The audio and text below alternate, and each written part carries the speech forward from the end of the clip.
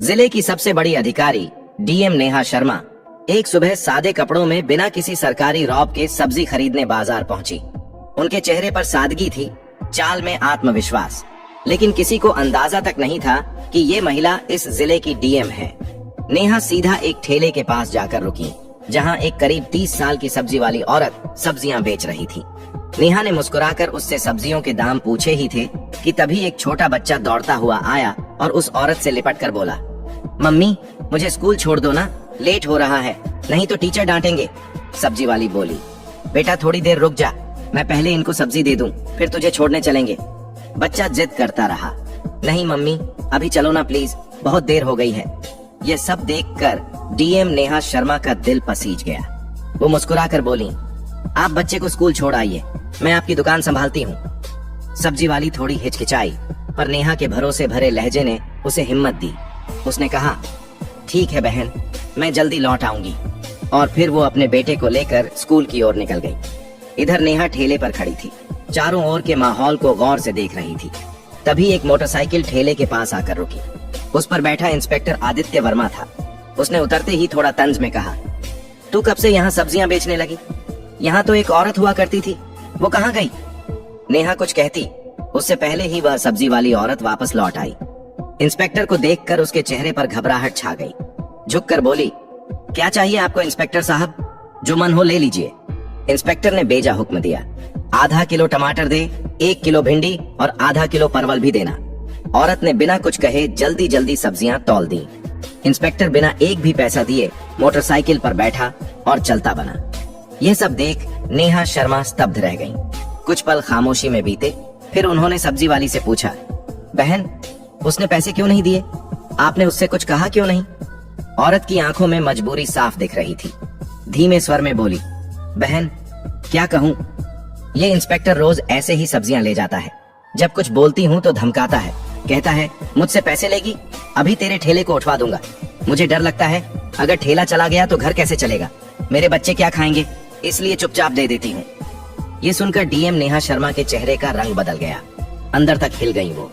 उन्हें यकीन नहीं हो रहा था कि कानून के रक्षक खुद कानून का मजाक उड़ा रहे हैं। उन्होंने गंभीर स्वर में कहा, बहन अब ऐसा नहीं होगा, मैं अब आपके साथ हूँ, इंसाफ दिलाना मेरा फर्ज है। आप एक काम कीजिए, मेरा नंबर लें, लीजिए। कल जब आप ठेला लगाएंगी तो आप नहीं, मैं वहाँ रहूंगी। आप घर पर आराम कीजिए, बाकी मैं देख लूंगी कि वो इंस्पेक्टर पैसे देता है या नहीं, और अगर नहीं देता तो मैं उसे कानून की ताकत दिखाकर ही रहूंगी। औरत की आंखों में आंसू थे, लेकिन पहली बार उसमें राहत और उम्मीद झलक रही थी। अगली सुबह नेहा शर्मा ने एक गांव की औरत का भेष बनाया, ना कोई मेकअप ना कोई पहचान। साधारण साड़ी पहने, सिर पर पल्लू रखे वो ठेले पर आ खड़ी हुई। ठेले पर ढेर सारी सब्जियां सजाई गईं, सब कुछ तैयार था। कुछ ही देर में वही इंस्पेक्टर आदित्य वर्मा अपनी मोटरसाइकिल पर वहां पहुंचा।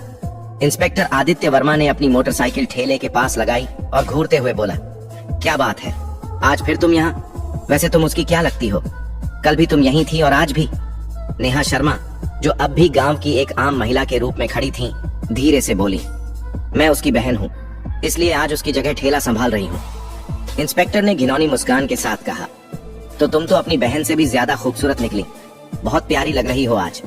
फिर आंखों से उसे ऊपर से नीचे तक देखता रहा और बेहूदे लहजे में बोला, वैसे छोड़ो ये सब, मुझे 1 किलो टमाटर चाहिए और साथ में थोड़ा धनिया और मिर्च भी दे देना। नेहा ने बिना कोई प्रतिक्रिया दिए सब्जियां तौली और चुपचाप उसके हाथ में दे दी। जैसे ही इंस्पेक्टर सब्जियां लेकर पलटने लगा और मोटरसाइकिल स्टार्ट की, नेहा ने सख्त आवाज में कहा, रुकिए, आपने अभी तक सब्जियों के पैसे नहीं दिए, सब्जियों के पैसे दीजिए, ऐसे नहीं चलेगा। इंस्पेक्टर झुंझला कर बोला, कौन से पैसे? मैं तो रोज फ्री में लेता हूँ, अपनी बहन से पूछ लेना, वो तो कुछ नहीं कहती, और तुम ज्यादा जुबान मत चलाओ मेरे सामने। वो फिर से जाने लगा। तभी नेहा ने तेजी से कहा, आप मेरी बहन से चाहे जैसे लेते हो, लेकिन मुझसे नहीं, सब्जियों के पैसे देने होंगे। हमें भी पैसे खर्च करके ही ये सब्जी लानी पड़ती है, और अगर हम एक दिन सब्जी न बेचें तो हमारे घर का चूल्हा नहीं जलता।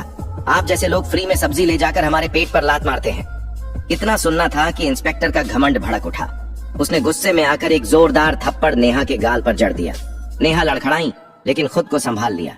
आंखों में आंसू थे, लेकिन आत्मसम्मान अब और चुप रहने को तैयार नहीं था। नेहा ने कांपती आवाज में कहा, आपने एक महिला पर हाथ उठाकर बहुत बड़ी गलती की है, इसका अंजाम भुगतना पड़ेगा आपको। इंस्पेक्टर और भड़क गया। गुस्से में चिल्लाया, तू मुझे सिखाएगी? तेरी इतनी औकात? अभी बताता हूँ। फिर उसने नेहा के बाल खींच लिए। नेहा दर्द से कराह उठी, लेकिन बाल छुड़ाकर बोली, ये सब बहुत गलत हो रहा है। मैं तुम्हारे खिलाफ रिपोर्ट करवाऊंगी। तुम्हें सब्जियों के पैसे देने ही होंगे। लेकिन इंस्पेक्टर अपनी हैसियत के नशे में डूबा हुआ था। बोला, रिपोर्ट? तेरी इतनी औकात है? तू एक सब्जी बेचने वाली और मैं इस थाने का इंस्पेक्टर। मैं तुझे यहीं खड़े खड़े खरीद सकता हूँ। ज्यादा जुबान चलाई तो उल्टा तुझे ही जेल में डाल दूंगा। इतना कहकर वो मोटरसाइकिल स्टार्ट कर वहां से चला गया। नेहा गुस्से से कांप रही थी, लेकिन अब भी उन्होंने खुद को संयमित रखा। वो जानना चाहती थी कि ये इंस्पेक्टर कितनी हद तक गिर सकता है। कुछ पल ठेले के पास बैठने के बाद उन्होंने सब्जी वाली को फोन किया और कहा, अब तुम ठेले पर आ जाओ। सब्जी वाली के आते ही नेहा वहां से चुपचाप निकल गई। घर जाकर उन्होंने अपने साधारण कपड़े बदले और पीले रंग का सलवार सूट पहनकर एक सामान्य महिला की तरह बिना किसी पहचान के थाने पहुंची। थाने में पहुंचते ही उन्होंने देखा कि इंस्पेक्टर आदित्य वर्मा वहां मौजूद नहीं था। एक हवलदार डेस्क पर बैठा था। नेहा ने सीधा उससे पूछा, मुझे रिपोर्ट दर्ज करानी है। इंस्पेक्टर आदित्य वर्मा कहाँ हैं? और एसएचओ साहब से मिलना है। हवलदार ने जवाब दिया, इंस्पेक्टर साहब कुछ काम से घर गए हैं और एसएचओ साहब भी फील्ड विजिट पर बाहर गए हैं। आप चाहें तो कुछ देर बैठ जाइए। नेहा की आंखों में अब इंसाफ की आग थी और ये आग अब रुकने वाली नहीं थी। थाने में कुछ ही पल बीते थे कि अचानक दरवाजा खुला और भीतर एसएचओ रतिक राणा ने प्रवेश किया। भारी कदमों के साथ अंदर आते ही उसकी नजर पीले रंग का सलवार सूट पहने उस साधारण सी दिखने वाली लड़की पर पड़ी, जो और कोई नहीं बल्कि डीएम नेहा शर्मा थी। रतिक राणा ने कड़क आवाज में पूछा, तुम कौन हो और यहाँ क्यों आई हो? नेहा ने शांत स्वर में कहा, मुझे रिपोर्ट दर्ज करवानी है। ये सुनकर रतिक राणा व्यंग्य में मुस्कुराया और बोला, रिपोर्ट करवानी है तो पहले कुछ खर्चा पानी लाया है? यहाँ रिपोर्ट दर्ज कराने के लिए 10 से 20 हजार लगते हैं। लाई हो तो निकालो फटाफट, फिर लिखवाता हूँ तुम्हारी रिपोर्ट। ये सुनते ही नेहा शर्मा का चेहरा सख्त हो गया। उन्होंने गंभीर स्वर में कहा, किस बात का पैसा? रिपोर्ट दर्ज करवाने के लिए कोई शुल्क नहीं लगता। आप रिश्वत क्यों मांग रहे हैं? रतिक राणा हंसते हुए बोला, तुम्हें किसने कहा कि मुफ्त में रिपोर्ट होती है? यहाँ जो भी आता है अपनी मर्जी से पैसे देता है और अगर नहीं देगा तो उसकी रिपोर्ट नहीं लिखी जाएगी। अब तुम्हारी मर्जी है।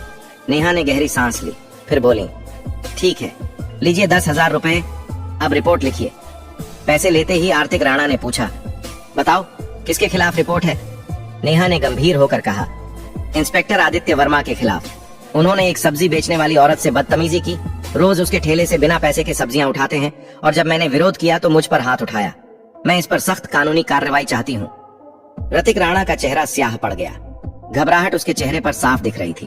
उसने हकलाते हुए कहा, वो तो हमारे थाने के सीनियर इंस्पेक्टर हैं और वैसे भी अगर कोई फ्री में सामान दे दे तो इसमें क्या गलत है? हम पुलिस वाले हैं, थोड़ा बहुत चलता है। नेहा अब सब समझ चुकी थी। ये सिस्टम अंदर से सड़ चुका था। ये केवल वर्दी नहीं, गरीबों की मजबूरी का सौदा कर रहे थे। उन्होंने कुछ नहीं कहा, बस चुपचाप थाने से निकल गईं। लेकिन उनकी आंखों में अब एक आग जल चुकी थी। अगले दिन सुबह डीएम नेहा शर्मा वर्दी पहनकर गाड़ी से सीधे उसी थाने में पहुंची। साथ में उनके सरकारी गार्ड्स भी थे। थाने के गेट पर वर्दी में उन्हें देखकर सारा स्टाफ हक्का बक्का रह गया। अंदर घुसते ही इंस्पेक्टर आदित्य वर्मा और एसएचओ रतिक राणा दोनों मौजूद थे। दोनों के चेहरे पर हवाइयां उड़ गईं जब उन्होंने सामने उसी लड़की को देखा जिसे उन्होंने अपमानित किया था। लेकिन आज वो आम औरत नहीं थी, बल्कि जिले की डीएम थी। घबराए हुए दोनों एक साथ बोले, आप कौन हैं और ये वर्दी क्यों पहनी है? नेहा की आंखें अब एक अधिकारी की गरिमा से चमक रही थीं। उन्होंने गंभीर स्वर में कहा, वर्दी नहीं दिख रही? मैं हूँ इस जिले की डीएम नेहा शर्मा और मैं अब सब जान चुकी हूँ कि इस थाने में किस तरह गरीबों को धमकाया जाता है, उनसे पैसे ऐंठे जाते हैं और कानून के नाम पर अत्याचार किया जाता है। दोनों के पांव तले जमीन खिसक गई। घबराहट में उनकी आवाज कांपने लगी। मैडम, ये क्या कह रही हैं आप? अगर आप वाकई डीएम हैं तो हमें कोई आईडी दिखाइए। नेहा ने बिना एक शब्द कहे अपने बैग से सरकारी पहचान पत्र निकाला और आर्थिक राणा के सामने रख दिया। आईडी देखकर रतिक राणा के हाथ कांपने लगे। उसके चेहरे से सारा रंग उड़ गया। तुरंत हाथ जोड़ते हुए नीचे झुक गया। माफ कर दीजिए मैडम, मुझे नहीं पता था कि आप डीएम मैडम हैं। मुझसे बहुत बड़ी गलती हो गई। पीछे खड़ा इंस्पेक्टर आदित्य वर्मा भी अब तक घबराया हुआ था। वह भी हाथ जोड़कर बोला, मैडम जी माफ कर दीजिए, जो हुआ गलती में हुआ, आगे से कभी नहीं होगा। दोनों अधिकारी अब शर्मिंदगी में सिर झुकाए खड़े थे। लेकिन डीएम नेहा शर्मा की आवाज में अब कोई नरमी नहीं थी। उन्होंने कठोर स्वर में कहा, आज से तुम दोनों सस्पेंड हो। वर्दी पहनकर तुमने क्या किया है उसका हिसाब अब कानून करेगा। इस जिले में अब गरीबों का अपमान नहीं होगा, ना ही वर्दी की आड़ में लूटपाट। फिर उन्होंने पीछे खड़े स्टाफ को निर्देश दिया, इन दोनों को तत्काल प्रभाव से निलंबित किया जाए और इनके खिलाफ विभागीय जांच शुरू हो। पूरा थाना अब खामोश था। डीएम नेहा शर्मा ने एक बार फिर साबित कर दिया था कि वर्दी सिर्फ ताकत नहीं, जिम्मेदारी का प्रतीक होती है। डीएम नेहा शर्मा ने कड़े स्वर में दोनों अफसरों की ओर देखा और बोली, तुम दोनों माफी के लायक नहीं हो। आज जो तुमने किया है वो एक अधिकारी नहीं, एक अपराधी करता है। अगर मैं तुम्हें माफ कर दूंगी तो तुम फिर वही हरकतें करोगे, फिर किसी गरीब को कुचलोगे, फिर किसी मासूम की आवाज दबाओगे। इतना कहकर वो आगे बढ़ने लगी, लेकिन तभी इंस्पेक्टर आदित्य वर्मा और एसएचओ रतिक राणा दोनों उनके पैरों में गिर गए। आंखों में पश्चाताप और चेहरे पर शर्म साफ झलक रही थी।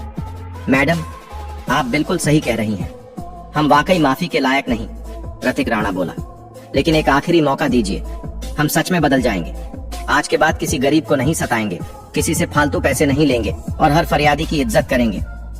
आदित्य वर्मा ने भी सिर झुकाकर कहा, हमें माफ कर दीजिए मैडम, वादा करते हैं कि दोबारा ऐसी गलती नहीं होगी, और अगर हो भी गई तो आप हमें सस्पेंड नहीं, सीधे जेल भेज देना। नेहा शर्मा कुछ देर चुप रहीं।